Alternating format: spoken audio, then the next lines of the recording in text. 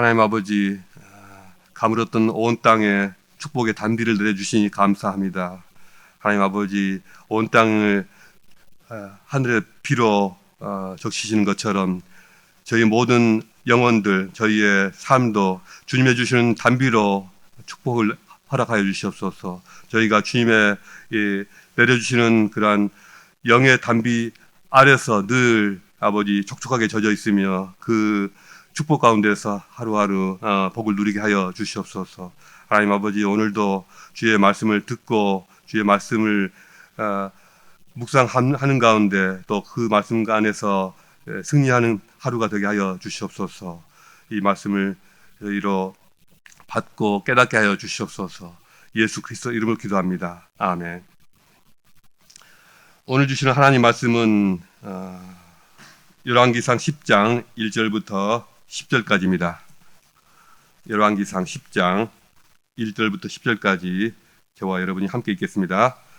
스바의 여왕이 여호와의 이름으로 말미암은 솔로몬의 명성을 듣고 와서 어려운 문제로 그를 시험하고자 하여 예루살렘에 이르니 수행하는 자가 힘이 많고 향품과 힘이 많은 금과 보석을 낙타에 실었더라.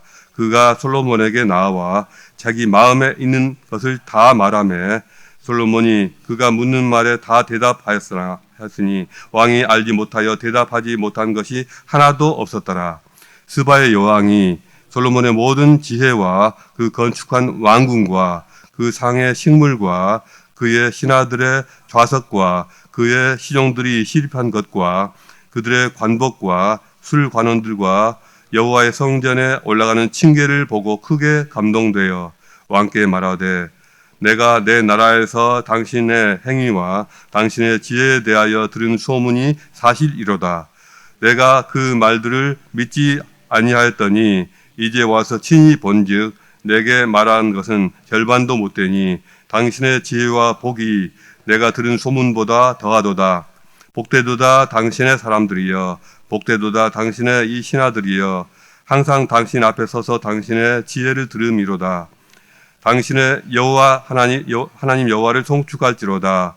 여호와께서 당신을 기뻐하사 이스라엘 왕위에 올리셨고 여호와께서 영원히 이스라엘을 사랑하심으로 당신을 세워 왕으로 삼아 정의와 공의를 행하게 하셨도다 하고 이에 그가 금 120달란트와 힘이 많은 향품과 보석을 왕에게 드렸으니 스바의 여왕이 솔로몬 왕에게 드린 것처럼 많은 상품이 다시 오지 아니하였더라. 아멘.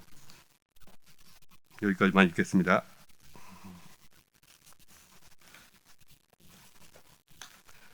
오늘 주신 본문 말씀을 가지고 나눌 설교 제목은 누구를 위한 영광인가입니다.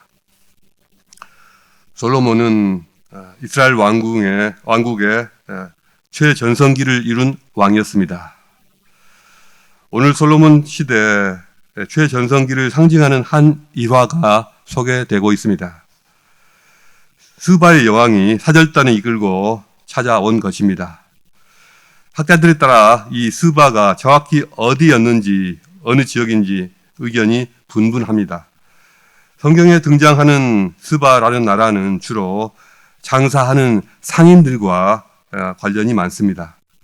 아마도 장사에 능한 나라였던 것 같습니다. 어떤 학자들은 아라비아 반도의 가장 남쪽에 있는 오늘날의 예멘을 언급합니다. 다른 학자들은 무슨 소리냐? 아프리카의 에티오피아다. 또 그 나라에 가면은 솔로몬 왕과 관련되는 어떤 기록과 그림과 전승들이 있다. 이것을 증거로 들이댑니다. 또 가장 최근에 나온 학설에 의하면 에티오피아와 예멘 이 두 나라를 모두 포괄하는 모두 장악하고 있었던 악숨 왕국이라는 나라가 있었는데 그 왕국과 관련되는 이 마케다 여왕이 바로 그 사람이다라고 합니다. 이것이 가장 설득력이 있어 보입니다. 무슬림의 코란에도 에티오피아의 역사 기록에도 이 마케다 여왕과 솔로몬 왕의 만남과 관련된 역사 기록이 남아 있습니다. 그리고 두 인물의 로맨스에 대한 이야기도 덤으로 포함되어 있습니다. 아라비아의 예멘 땅은 홍해와 인도양을 연결하는 지역에 위치해 있어서 중개무역의 요충지이고 또한 향신료가 많이 나는 지역이었으므로 성경 말씀과도 부합합니다. 그래서 이곳의 여왕이 솔로몬을 방문할 만한 충분한 이유를 가지고 있었다고 여겨집니다. 당시 스바 왕국에는 솔로몬 왕과의 외교 관계를 수립함으로써 무역로를 확보하고 또 통상 관계를 증진해야 할 만한 현안이 있었을 것입니다. 예루살렘에는 수시로 주변국의 많은 나라들로부터 사절단이 왔지만 스바 여왕은 본인이 직접 방문해서 현안 문제도 해결하고 또 위대한 예루살렘 성전을 눈으로 직접 보고 소문으로 널리 알려진 솔로몬 왕의 지혜로움도 확인하고자 했던 것 같습니다. 스바 여왕에 관한 이야기는 성경은 물론이고 무슬림 경전인 코란 그리고 고대 아수르와 그리스 및 로마 작가들의 작품에서 언급되었습니다. 이것을 보니 중요한 역사적 사건이었던 것 같습니다. 지금까지 숱한 화가들이 상상력을 동원해서 경쟁적으로 솔로몬 왕과 스바 여왕에 관한 그림을 그렸습니다. 구글 검색을 해 보십시오. 굉장히 많은 뛰어난 명작들이 떠오를 것입니다. 기록에 의하면 여왕은 많은 가신들을 이끌고 금, 은, 보석, 가구, 향료, 모략 등의 선물을 가득 실은 800마리의 낙타를 이끌어왔고 그 뒤로 50마리의 코끼리, 기린, 하마, 또 4마리의 사자, 그리고 수많은 노새들이 충무장한 병사들의 호의를 받으며 대여를 이루었다고 합니다. 여왕은 솔로몬에게 120달란트의 금을 가져왔고 힘이 많은 향료와 보석을 외교적 선물이자 또 교역의 마중물로서 가져왔습니다. 이것을 일방적으로 갖다 주었느냐? 그것은 아니고요. 그 이상에 해당하는 많은 선물들을, 많은 귀중품들을 이 솔로몬 왕으로부터 받아서 가지고 갔습니다. 120달란트의 금은 4.5톤의 금에 해당합니다. 현재 시세로 환산한 가격은 2억 5천만 불에 해당한다고 합니다. 어마어마하죠. 그리고 스바 여왕이 가져온 향료만 해도 역대 최고였으며 그 이외에도 이런 향료를 가져온 사람은 없었습니다. 성경의 기록은 스바 여왕이 여러 가지로 솔로몬 왕과 예루살렘에 대하여 놀라고 감탄하고 칭송했다고 합니다. 먼저 스바 여왕은 솔로몬의 지혜에 놀라고 감탄했습니다. 여왕은 여러 가지 어려운 문제들을 가지고 솔로몬을 시험해 보았습니다. 여왕이 그 어떤 문제로 묻더라도 솔로몬은 지혜롭게 척척 대답을 했습니다. 기록에 의하면 스바 여왕은 매우 지성적이고 똑똑한 여왕이었다고 합니다. 그런 여왕을 감탄시킬 만큼 솔로몬의 지혜는 정말 대단했던 것 같습니다. 4절 5절을 보면 스바 여왕은 솔로몬이 건축한 왕궁과 특히 이 레바논 나무 왕궁 이 건물에 대하여 크게 놀라고 또 그의 잔치상의 음식물과 그의 신하들의 좌석과 또 그의 많은 시종들이 질서정연하고 체계적으로 섬기는 것과 그들의 직급별로 다양하면서도 아름다운 관복을 갖추고 있는 것, 그리고 여러 가지 너무나도 다양하고 풍성하게 제공되는 서비스되는 술과 음료들, 그리고 무엇보다도 여호와의 성전에 올라가는 그 층계를 보고 크게 감동하고 감탄한 것 같습니다. 보통 동종업계에 종사하는 사람들끼리는 라이벌 의식이 있어가지고 웬만해서는 칭찬에 인색한 법입니다. 그런데 나름 자신이 최고라고 자부하는 여왕의 입을 통해서 최고의 극찬을 들은 것입니다. 5절에 크게 감동되어라는 말은 압도당하였다라는 그런 뜻입니다. 스바 여왕이 압도당할 만큼 솔로몬 왕궁의 그 문화 수준, 그 영광은 정말 대단했던 것 같습니다. 우리가 여기서 생각해 보아야 할 것은 솔로몬이 누리고 있는 이 빛나는 영광은 솔로몬 개인의 영광이라기보다는 하나님께서 이스라엘 백성들 전체에게 주신, 그 민족 전체에 주신 영광이었다는 사실입니다. 왜냐하면 일찍이 하나님께서 신명기 28장 1절에서 이스라엘 백성들에게 모세를 통하여 이렇게 약속하셨기 때문입니다. 네가 네 하나님 여호와의 말씀을 삼가 듣고 내가 오늘 네게 명하는 그의 모든 명령을 지켜 행하면 네 하나님 여호와께서 너를 세계 모든 민족 위에 뛰어나게 하실 것이다. 그렇습니다. 그것은 이스라엘 백성들이 지금까지 한 번도 누려본 적이 없었던 영광입니다. 불과 500여 년 전에 그들은 남방의 바란 광야에서 떠돌고 있었습니다. 12명의 정탐꾼이 가나안 땅을 두루두루 살피고 돌아온 후에 이스라엘 백성 앞에서 보고하면서 그 땅을 심하게 악평하였습니다. 그 땅은 가면 안 돼. 그냥 형편없는 땅이야. 사람을 죽이는 땅이야. 이런 말로 악평하였습니다. 정탐꾼들이 가나안 땅에 대해서 말도 안 되는 악평을 하고 험담을 한 것은 그 땅이 몹쓸 땅이어서가 아니라 자신들을 볼 때 자신들이 스스로 자신감이 없었고 주눅들고 위축되었기 때문입니다.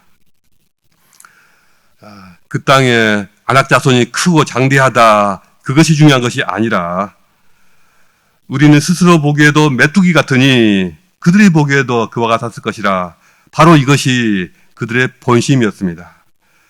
가나안 땅의 토착민들에 비해서 자신들이 너무나도 볼품이 없고 꾀죄죄하고 열등해 보였던 것입니다. 일종의 문화적인 충격을 받고 기가 팍 죽어서 돌아온 것입니다. 이스라엘은 본래 그런 백성들이었습니다. 또 불과 100년 전만 해도 이 사울 왕이 될 그 시기만 해도 여러 이민족들과 이방 나라들의 힘에 눌려서 전전긍긍하며 눈치 보며 하루하루 살던 백성들이었습니다. 그런데 선지자 사무엘의 지도하에 온 민족이 여호와 신앙으로 돌아와서 하나로 결집하더니 또 그 뒤로 사울 왕이라는 인물이, 다윗 왕이라는 인물이 하나님 마음에 합한 자로서 온 백성들을 여호와께 예배하게 하고 또 여호와께 순종하게 하고 또 여호와 하나님을 사랑하도록 본을 보이며 이끌었습니다. 온 민족이 여호와 하나님을 제대로 섬기게 되었습니다. 이에 하나님께서 그 말씀대로, 그 언약대로 이 민족을 세계 모든 민족 위에 뛰어나 큰 영광을 얻게 하신 것입니다. 정치적으로, 경제적으로, 문화적으로 최고 수준의 나라가 된 것입니다. 하나님의 놀라운 신실하심이 아닐 수가 없습니다. 불과 100년 전만 해도, 불과 100년 만에 이 한 나라, 한 민족의 위상이 놀랍게 이렇게 바뀐 것입니다. 어떻게 이렇게 짧은 시간에 전혀 다른 나라가 되고 전혀 다른 백성으로 탈바꿈하게 된 것입니까? 말씀하신 바를 이루시는 하나님의 역사라고 밖에 달리 말할 수가 없습니다. 다시 말씀드리지만 솔로몬 시대의 영광은 솔로몬 개인의 영광이라기보다는 이스라엘 나라의 모든 백성들에게 갚아주시는 언약적 영광으로 보아야 합니다. 저는 어느 한 개인이 하나님께 순종하고 또 충성할 때 이렇게 솔로몬처럼 놀라운 영광을 다 얻게 된다라고 절대로 말을 못합니다. 그것은 사실과 다릅니다. 하나님께 순종하고 충성하는 개인은 오히려 고난과 십자가를 지고 살게 되는 경우가 너무나도 많기 때문입니다.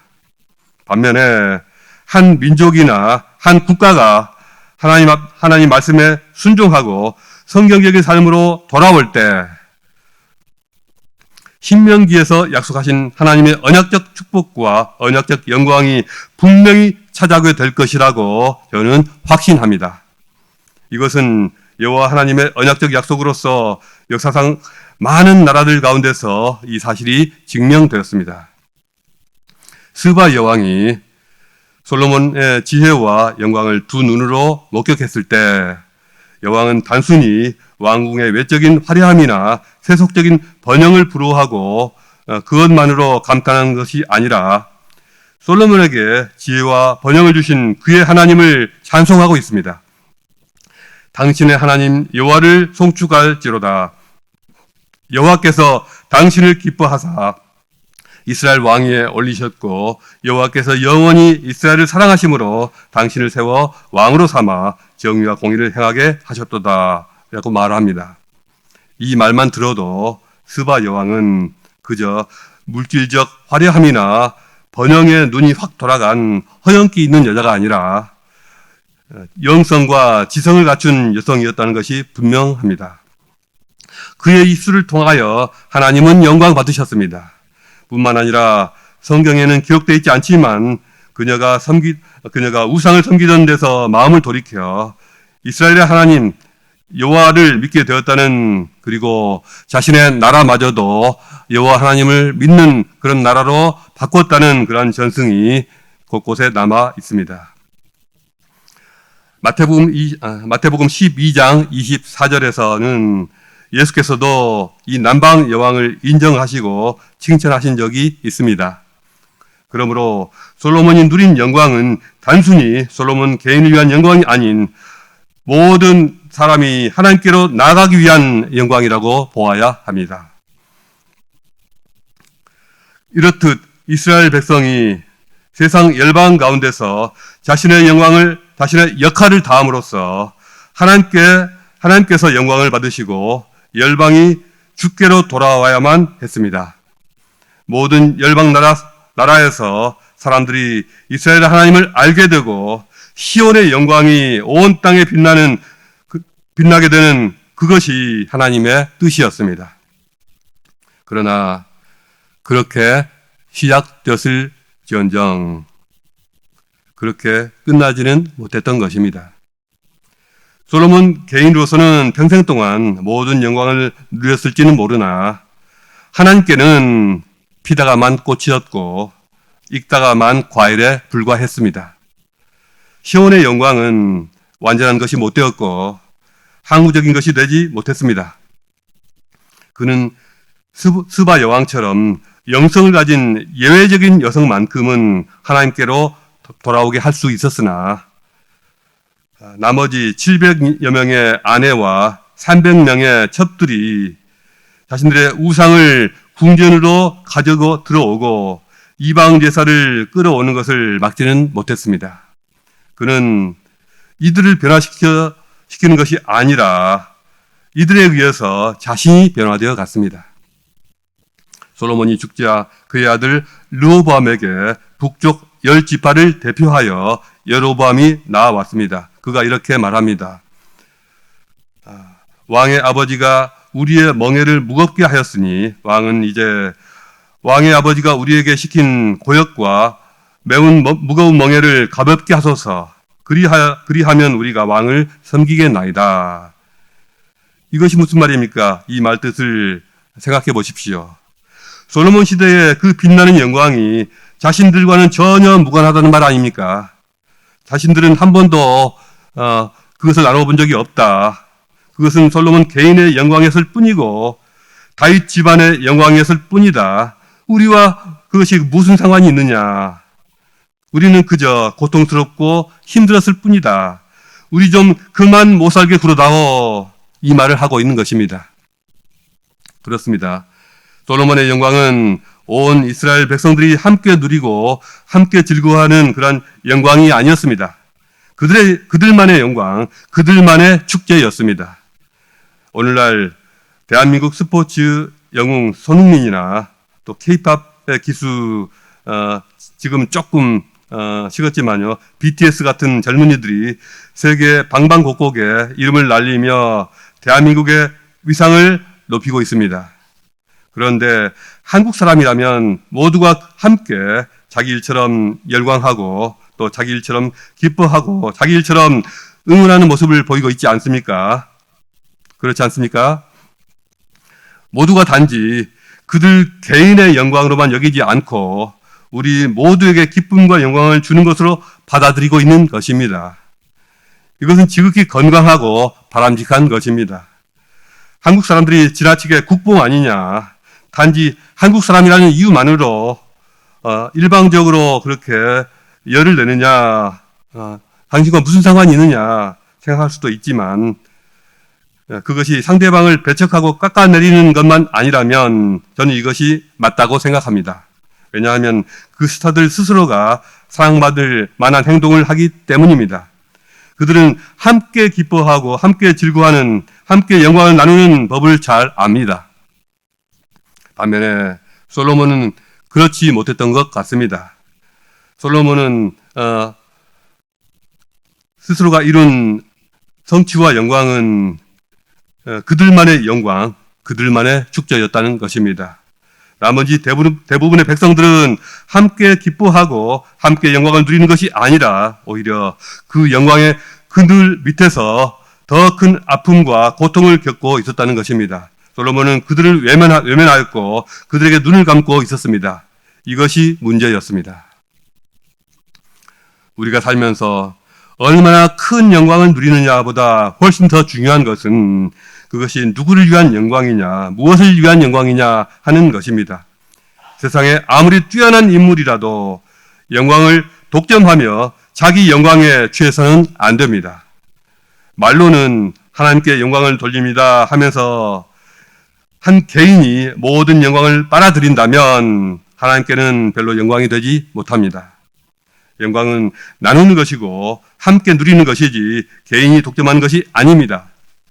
영광은 널리 나눠지고 많은 사람들이 함께 누릴수록 하나님께서 영광 받으시며 기뻐하십니다. 우리 세움교회가 작은 일이라도 서로가 서로를 함께 기뻐하고 서로가 함께 영광을 나눌 때 하나님께서 기뻐하십니다. 여러분의 직장이나 사업장에서도 여러분이 정말로 탁월하고 뛰어난 능력자일지라도 아무리 큰 그런 업적을 달성했을지라도 여러분의 영광을 동료들과 함께 나누시고 함께 기뻐하고 즐거워할 수 있게 만드십시오. 함께 기뻐하는 축제를 만드십시오. 그것이 진정한 리더십이고 하나님의 마음에 합한 리더입니다. 주님께서 저와 여러분 삶에 은혜 베푸시기를 원합니다. 오늘 말씀 묵상하시면서 자유롭게 기도하시다가 돌아가시겠습니다.